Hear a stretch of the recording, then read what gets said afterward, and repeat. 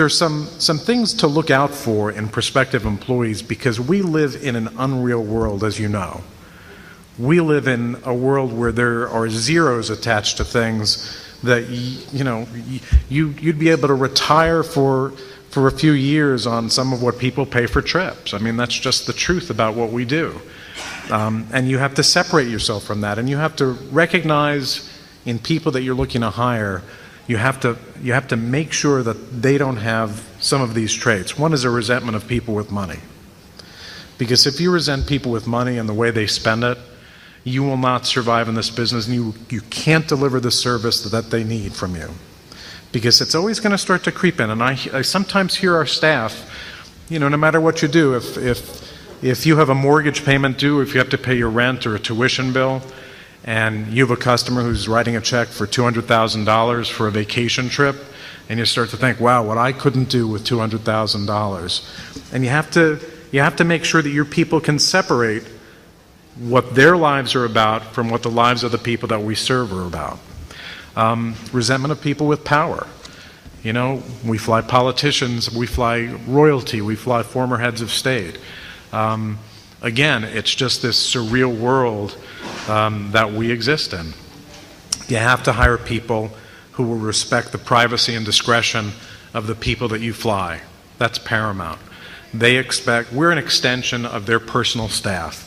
They spend a lot of money so that they can travel safely and discreetly, and you have a very intimate relationship with them.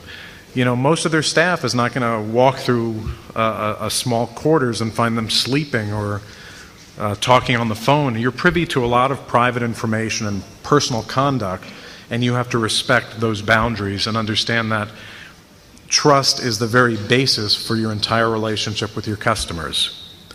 Wannabes, and this is people who get close to all this wealth, and they get seduced by the wealth, and they get seduced by the lifestyle, and they start to behave as if it's something that they aspire to. It's fine to aspire to it, but most of us won't achieve that unless we marry into it, I suppose.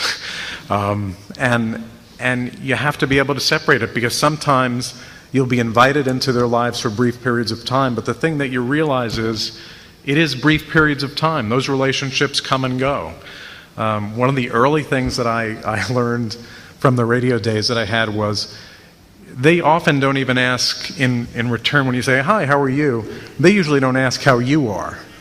And that's because they don't want to know. And that's okay. You just have to accept that as part of what we do in providing this level of service. And the other thing is again, people who talk a lot, and flight crews have to be especially discreet, because they're the ones who are getting all the face time with the customer. For every 5 minutes that I talk to our best customers, our flight crews are spending hours at a time. So you have to make sure that they don't have any of these traits, but that also that they respect that it's possible to talk too much. It's best just to speak as needed and to follow the lead of the person and to really understand what the relationship is.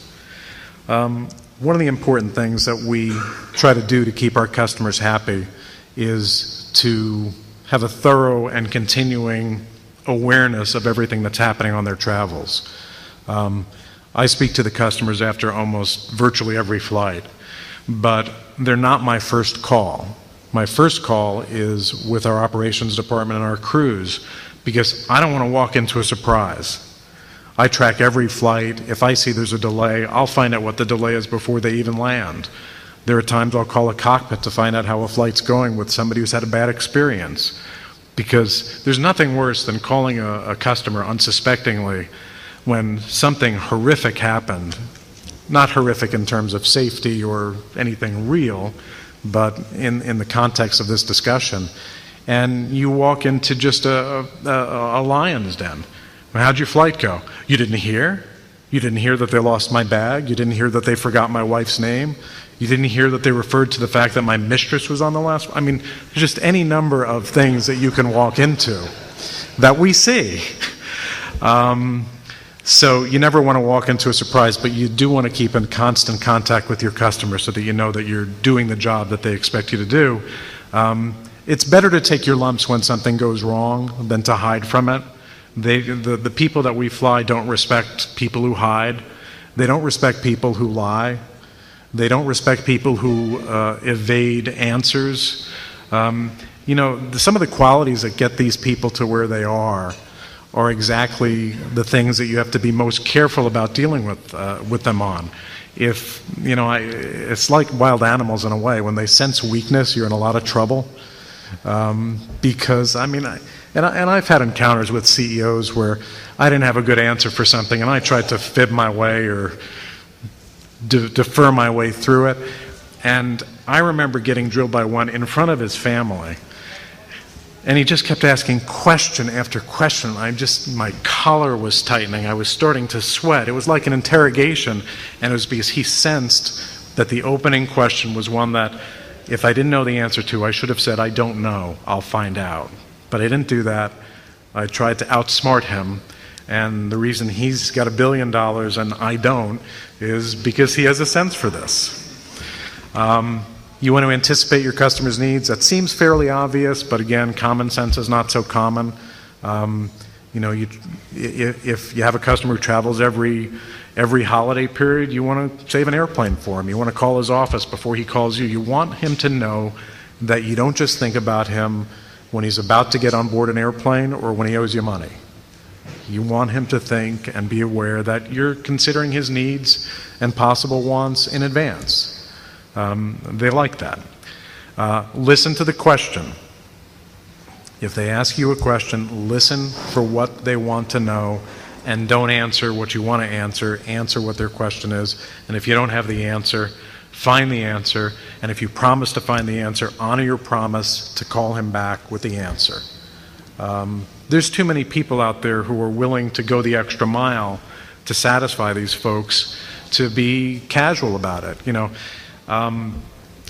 the fact is that it's a very personal relationship, and private jets are something that successful people still take pride in using. It's still a treat. It's still something that 99.99% of the population will never get near. So most people haven't become so jaded that they don't understand how fortunate they are to use them. But it puts you and your staff in a very position of very direct contact with a very demanding clientele. You just have to always keep that in mind.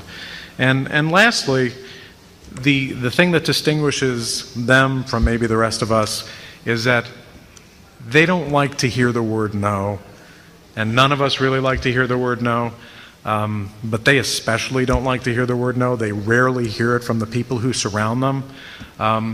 But you're in a position when it's an issue of safety, of having to say no at times. If it's an issue of regulation or permits, there are times you have to say no. But the best way to succeed with them and to not upset them overly is manage expectations. If they have a request that you think is going to be challenging, give them some warning about it so that you're not surprising them with no notice. We had an unfortunate incident recently with a customer who was going to London City Airport on one of our legacies. And I think we're the only U.S. operator with permission to go into London City. And we thought we had all the permits lined up, and we didn't think there were any expectations we needed to manage. We had sufficient time. And then the morning of our departure, we were told that our permit application was rejected, our charter permit was rejected.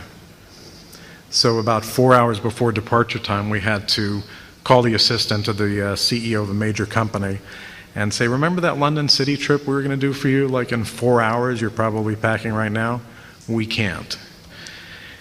And I mean, we really care about our customers. We felt not only embarrassment, but great pain. And the assistant, who was abused by his boss, the only thing he could say was, I have to go, I have to process that.